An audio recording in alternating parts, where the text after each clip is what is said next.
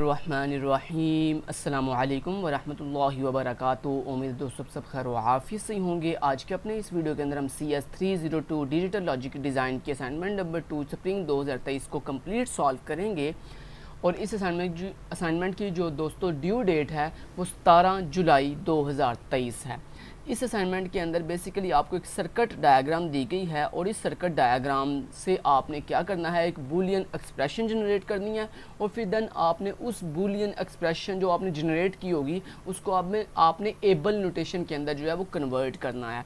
अब ये Boolean expression क्या होती है वो बनाना सिखा देता हूँ। दोस्तों बूलियन एक्सप्रेशन क्या ये होती है, देखिए ये आपके पास एक सर्किट है। इस सर्किट के अंदर क्या लगे हुए हैं, ये एंड गेट्स लगे हुए हैं। ये P1, P2, P3 and P4 क्या हैं, एंड गेट्स हैं। और ये जो आपकी आउटपुट्स हैं फाइनल जो कि हैं P, Q, R, S, ये आउटपुट्स पॉइंट्स हैं जिनके ऊपर R गेट्स लगे हुए हैं। और ये जो आपके I0, I1, I2, I3, I4 and I5 हैं, ये बेसिकली नंबर ऑफ़ इनपुट्स हैं। I0 से लेकर I5 तक आपके पास नंबर ऑफ़ इनपुट्स हैं।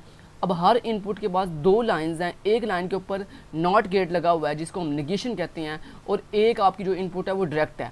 ठीक है, तो इस तरह आपकी हर इनपुट दो तरह की है, एक नेगेशन वाली और एक डायरेक्ट, एक नेगेशन एक डायरेक्ट, एक नेगेशन एक डायरेक्ट। अब जो सबसे पहले आपने ये जो आपके पास P, Q, R, S वाली आउटपुट्स हैं इनको निकालने के लिए आपके पास सबसे पहले दोस्तों P1, P2, P3 and P4 की आउटपुट होना ज़रूरी है। ठीक है, या उसकी इनपुट होना ज़रूरी है। दोस्तों जो P1, P2, P3 और P4 की जो आउटपुट आएगी वो basically P, Q, R, S की क्या होगी, इनपुट होगी। ठीक है, चलते हैं और देखते हैं कि किस तरह से हमें ये P1 निकालना। दोस्तों मैं P1 मैं निकालना सिखा देता हूँ, उसके बाद P2, P3 और P4 आप खुद फाइंड करेंगे, खुद निकालना। बस आपको एक दफ़ा P1 निकालना आ गया, आप P2, P3, P4 और खुद निकाल सकते हैं। तो देखें P1 कैसे फाइंड करते हैं, देखें ज़रा। सबसे पहले दोस्तों आपने देखना है कि ये जो P1 वाली लाइन है, ये जो P1 वाली लाइन है इसके ऊपर कितने डॉट्स हैं, 5 डॉट हैं, 1, 2, 3, 4, 5 और 6, बल्कि 6 डॉट हैं। उसके बाद ये जो P2 है इस पर भी कितने डॉट हैं, 1, 2, 3, 4, 5, 6, यानी हर आपकी ये चारों लाइंस के ऊपर 6 डॉट्स हैं। तो आपने P1 कैसे फाइंड करना है, देखें सबसे पहले आपने देखना ये जो पहला डॉट है, ये जो पहला डॉट है ये किसका है, इनपुट 0 का। लेकिन कौन सा है, क्योंकि इनपुट 0 के पास तो दो लाइंस हैं, एक नेगेशन वाली और एक डायरेक्ट। दोस्तों आपका ये डॉट किस लाइन पे जा रहा है, आपका ये जो डॉट है ये आपका I0 की नेगेशन वाली लाइन पे जा रहा है।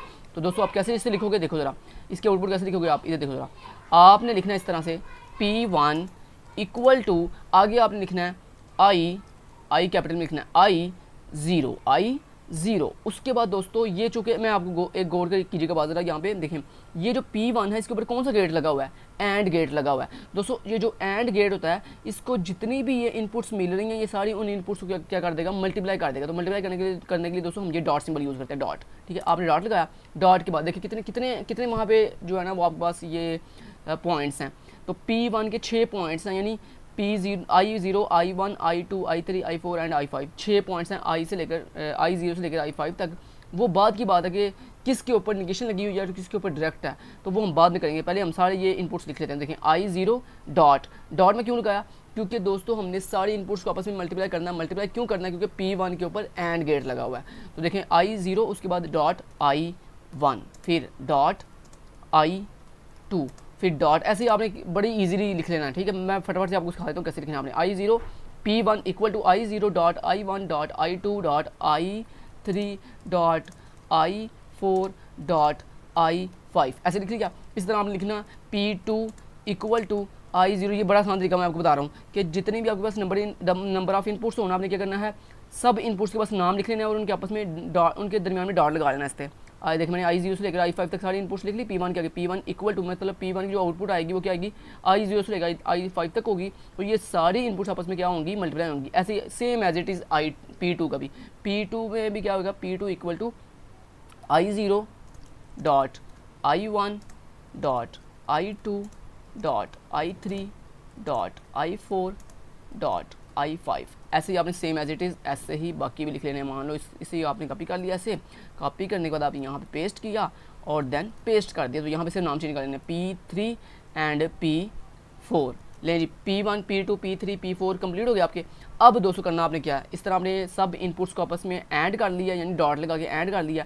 अब आपने क्या करना है, देखना है कि P1 के अंदर ये जो I0 से लेकर I5 तक आपने जो नंबर ऑफ इनपुट्स को आपस में मल्टीप्लाई करवाया है, इनमें से किन किन के ऊपर जो है दोस्तों निगेशन लगी हुई है। जिनके ऊपर दोस्तों निगेशन होगी उसके ऊपर आपने इस तरह से बार लगा देनी है, ऐसे एक छोटी सी बार लगानी है, और जिनके जो डायरेक्ट होंगे उनके ऊपर बार नहीं लगानी। देखें, चलें वापस चलते हैं, यहाँ पे देखें ज़रा गौर से कीजिए। मैं इसको ऐसे करता हूँ, यहाँ पे ऐसे स्मॉल स्क्रीन पे ओपन कर लेता हूँ इसको, साथ यहाँ पे ये देखें, मैं आपके लिए आसानी हो जाएगी। यहाँ पे देखें, मैं इसको ऐसे रख लेता हूँ और थोड़ा सा ऐसे नीचे कर लेता हूँ। ओके ठीक है, हम ऐसे करते हैं, तो इसको जनाब थोड़ा सा कम जूम कर लेते हैं। ओके, अब ये ठीक हो गया। अब हम इसको ऐसे करके और इस तरफ ले जाते हैं। ठीक है, अब हमें इजीली नज़र आ रहा है कि जो P1 है, ये P1 वाली लाइन है ना, तो P1 के ऊपर देखो, P1 के ऊपर ये जो I0 वाला डाटा है ये किस लाइन के ऊपर है, पहले या दूसरी। अगर दोस्तों पहली वाली लाइन पे हो दोस्तों आपने उसके ऊपर निगेशन लगा देनी है, और अगर डाट जो है वो आपकी इनपुट की दूसरी लाइन के ऊपर हो तो आपने उसके ऊपर बार नहीं लगानी। तो देखें I0 के जो निगेशन वाली लाइन है उसके ऊपर P1 का डाट लगा हुआ है। इसका मतलब क्या है कि आप I0 के ऊपर ऐसे बार लगा दोगे। इसका मतलब क्या है कि I0 जो है वो हमें I0 की कौन सी इनपुट मिल रही है, निगेशन वाली।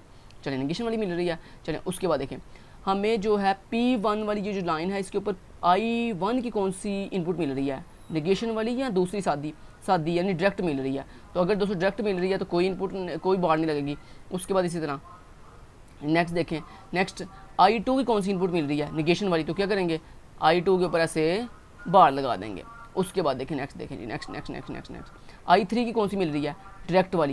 ये देखना, ये P1 की ये वाली पहली वाली लाइन है ना, P1 की ये लाइन P1 की, और P1 की लाइन के ऊपर ये I3 का जो डॉट है ये किस लाइन से आ रहा है, डायरेक्ट वाली लाइन से। ठीक है, तो इसके ऊपर कोई बार नहीं आएगी। उसके बाद I4 का कौन सा आ रहा है, वो भी डायरेक्ट वाला है। I5 का कौन सा आ रहा है, I5 का डॉट जो है वो निगेशन के ऊपर लगा हुआ है, सो I5 के ऊपर ऐसे बार आ जाएगी। दोस्तों बेसिकली जो इनपुट निगेशन वाली मिल रही हो आपको उसके ऊपर इस तरह से बार लगा लेते हैं। बाकी इस तरह से आपने बाकियों पे भी लगा लेना है। P2 के भी जिन जिन इनपुट्स के ऊपर निगेशन मिल रही है आपको उनके ऊपर आप बार लगा लोगे। ठीक है जी, बार लगा ली। नेक्स्ट दोस्तों आपने क्या करना है, नेक्स्ट दोस्तों आपने ये करना है, देखें अब आपने देखना है कि जो आपकी P वाला पॉइंट है इसके ऊपर कौन कौन सी आपको इनपुट मिल रही हैं। P1 ये देखें ये है ना P वाली लाइन, ये P वाली लाइन है, इसके ऊपर 3 डॉट हैं, एक ये डॉट है, एक ये डॉट है और एक ये डॉट है। पहला डॉट किसके ऊपर है, P1 वाली लाइन के ऊपर, दूसरा डॉट किसके ऊपर है, P3 एंड P4। तो यानी आपको कहने का मतलब ये है, और देखो P के ऊपर कौन से गेट लगा हुआ है, R गेट। यानी आपने क्या करना है, P को ये जो इनपुट मिल रही है P1 P3 और P4 इनको आपस में आपने R कर लेना। तो R किस तरह से करते हैं वो भी बता देता हूँ। तो आपने इसको कुछ इस तरह से लिखना है, P इक्वल टू P ना, पहली आउटपुट का नाम क्या है P, तो P लिख लिया। ओके, तो P इक्वल टू क्या बोला, P1 plus P3 plus P4, ये आपको इनपुट मिल रही थी P के लिए। और उसके बाद P के बाद Q है, फिर R है, फिर S है।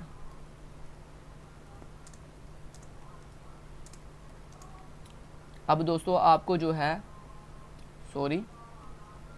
ओके, Q के ऊपर कौन कौन सी इनपुट मिल रही हैं, Q के ऊपर आपको इनपुट मिल रही है, देखिए ये है Q वाली लाइन और इसके ऊपर इनपुट मिल रही हैं P1 भी, P2 भी, P3 भी, P4 भी, यानी Q पे आपको चारों मिल रही हैं। तो यानी P1 plus P2 plus P3। उसके बाद दोस्तों आपको R पे कौन कौन सी इनपुट मिल रही है, R पे आपको मिल रही है, ये है R वाली लाइन, ये R वाली लाइन इस पर मिल रही है, P1 मिल रही है, P2 मिल रही है और P4 मिल रही है।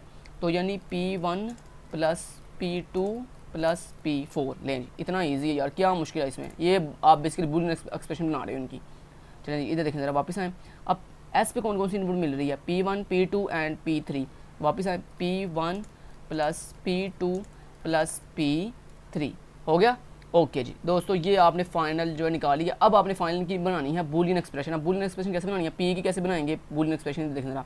आपने लिखा P इक्वल टू, अब देखें P के क्या है, P इक्वल टू के आगे क्या लिखा हुआ था, P1 plus P3 plus P4। देखें यहाँ पे आपने पुटिंग द वैल्यूज़ करनी है P1 की। तो P1 की वैल्यूज़ कौन सी है, ये वाली I0 बार डॉट I1 डॉट I2 बार डॉट I3, मतलब ये सारी वैल्यूज़ उठा के आपने यहाँ पे पेस्ट कर देनी है। उसके बाद आगे क्या लगा हुआ है, P1 के बाद प्लस लगाया, मतलब यहाँ पे P1 की वैल्यूज़ आपने पुट करनी है। तो P1 का क्या वैल्यूज़ हैं, ये वैल्यूज़ है सारी P1 की, ये जो वैल्यूज़ हैं ये यहाँ पे आपने पुट कर देनी है। उसके बाद इसी तरह आगे का प्लस है, तो आगे प्लस लगा लिया। उसके बाद आगे क्या जी P3, तो यहाँ पे आपने क्या करना है, आप P3 की ये सारी वैल्यूज़ पुट करनी है यहाँ पे इस जगह पे। बेसिकली P3 ये P1 लिखने का मतलब क्या है, यहाँ पे आप वैल्यूज़ P1 की पुट करोगे, उसके बाद प्लस वैसे ही लगाओगे।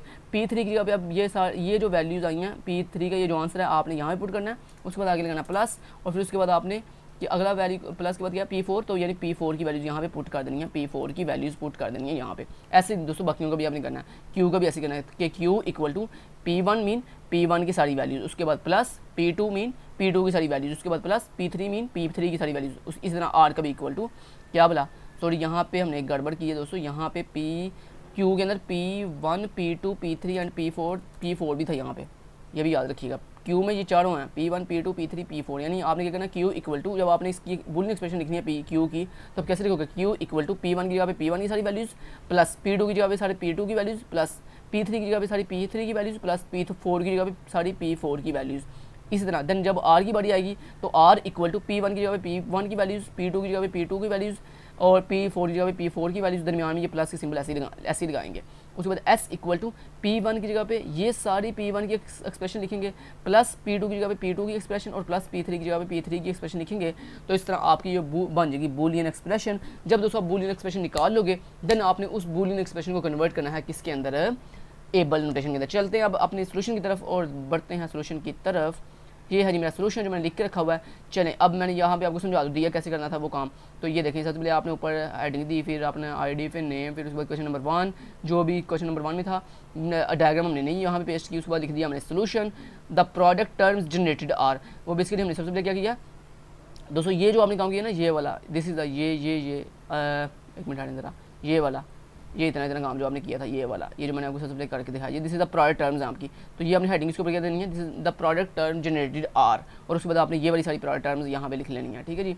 तो क्या गई यहाँ पे, ये देखें ये लिखी हुई है, चलें P1 equal to I0 negation dot I1 direct dot I2 negation dot I3 dot I4 dot I5 negation. उसके बाद P2 में भी आपने लिख, जहाँ जहाँ नेगेशन थी वहाँ नेगेशन लगाई, जहाँ पे डायरेक्ट था वहाँ पे सिंपल I लिख ली, I आगे उसकी नंबर इनपुट का। इस तरह P3 का ये आंसर है आपका और P4 का ये आंसर है। इन आंसर को दोस्तों आपने केयरफुली जो है लिख लेना है। अब ये जो आपको आप सोचोगे यार ये बार यहाँ पे कैसे लगाएंगे, दोस्तों बार लगाने का बड़ा आसान तरीका ये देखें, आपने इंसर्ट पे जाना है, शेप्स पे जाना है, यहाँ पे ये स्ट्रेट लाइन लेनी है और आपने कीबोर्ड से शिफ्ट की दबा के रखनी है और फिर उसके बाद ऐसे लाइन ऐसे खींचे, ये बिल्कुल आपकी स्ट्रेट लाइन लग जाएगी। आपने इसका साइज़ अपनी मर्जी से कम ज़्यादा भी कर सकते हैं, देखें बिल्कुल स्मॉल ऐसे साइज़ का छोटा कर लेना है। छोटा करने बाद दोस्तों आपने अपने क्या करना है, इस लाइन को पकड़ना है और पकड़ के माने आपने इस P5 के ऊपर लगाना है, तो ऐसे रख के लगा दिया इसके ऊपर, देखिए लग गया ना negation, this is the bar, ठीक है। तो ऐसे दोस्तों मैंने बार लगानी है, ये वाली ये जो बार आपको नजर आ रही है, ठीक है जी, ये बन गई आपकी। उसके बाद दोस्तों नेक्स्ट क्या था जी, आउटपुट PQRS कैसे मैंने निकाली है वो मैंने आपको निकालना सिखा दिया कि P equal to P1 plus P3, यानी P वाली लाइन के ऊपर जो आपको इनपुट्स मिल रही थी वो उन सबको आपस में अपने ऐड कर दिया, तो यही यहाँ पर मैंने निकाला है। ये देखें output PQRS P equal to P1 plus P3 P4 and Q की जगह पे हमने सारे लिखे एंड ये सारा मैंने आपको सिखा दिया। उसके बाद मैंने क्या किया, उसके बाद सेम यही आपने नीचे बूलियन एक्सप्रेशन कैसे निकालना है मैंने आपको वो भी मैंने आपको सिखा दिया। P इक्वल टू उसके बाद P1 की जगह P1 की वैल्यूज़ प्लस P3 की जगह P3 एंड P4 की जगह P4 की वैल्यूज़। ये देखें मैंने वही काम किया, देखें P इक्वल टू ये आपकी सारी P1 की वैल्यूज़ हैं यहाँ तक, उसके बाद आगे लगा हुआ है प्लस, फिर आगे ये P2 की वैल्यूज़ हैं, फिर आगे प्लस P3 की वैल्यूज़ हैं। तो ऐसे ही दोस्तों आपने बाकी सबके भी ऐसे बूलियन एक्सप्रेशन निकाल लिए।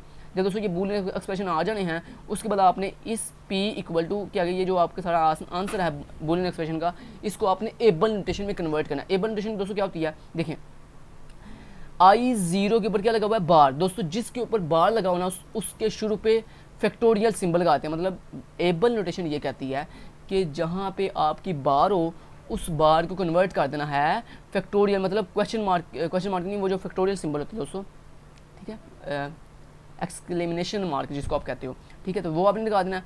उसके बाद दोस्तों आपने क्या करना है, आगे जहाँ पे डॉट है वहाँ पे आपने एंड ऑपरेटर लगाना है, ये वाला एंड ऑपरेटर लगाना है। उसके बाद जहाँ पे आपको प्लस नजर आएगा वहाँ पे आपने क्या लगाना है, वहाँ पे आपने ये हैश का सिंबल लगाना है। ये देखें ये हैश का सिंबल लगा हुआ है, ठीक है। ऐसे दोस्तों आपने सारा कर लेना, तो बड़ा इजी है। ये देखिए ये एबल नोटेशन मैंने बेसिकली क्या किया, बेसिकली आपकी यही आउटपुट है जिसको हमने एबल नोटेशन में कन्वर्ट किया। कैसे कन्वर्ट किया, जहाँ पे बार था वहाँ पे I0 से, मतलब ये जैसे लिखा हुआ ना I0 बार, इसका मतलब क्या, मैं कैसे लिखूँगा, मैं इसे लिखूँगा फैक्टोरियल I0। उसके बाद आगे डॉट लगा हुआ है, तो डॉट में कैसे लिखूँगा, एंड ऑपरेटर के साथ। उसके बाद लगा हुआ है I1 सेम लिख दूँगा, उसके बाद डॉट है, फिर एंड ऑपरेटर, फिर आगे क्या लगा हुआ है I2 नेगेशन, यानी I2 नेगेशन को मैं कैसे लिखूँगा, फैक्टोरियल I2 ऐसे लिखूँगा। तो ये देखें ये मैंने वैसे लिखा हुआ है, ठीक है। तो देखें फैक्टोरियल आई ज़ीरो का मतलब क्या है, आई ज़ीरो नेगेशन। उसके बाद एंड क्यों लगाया, क्योंकि यहाँ पे डॉट था।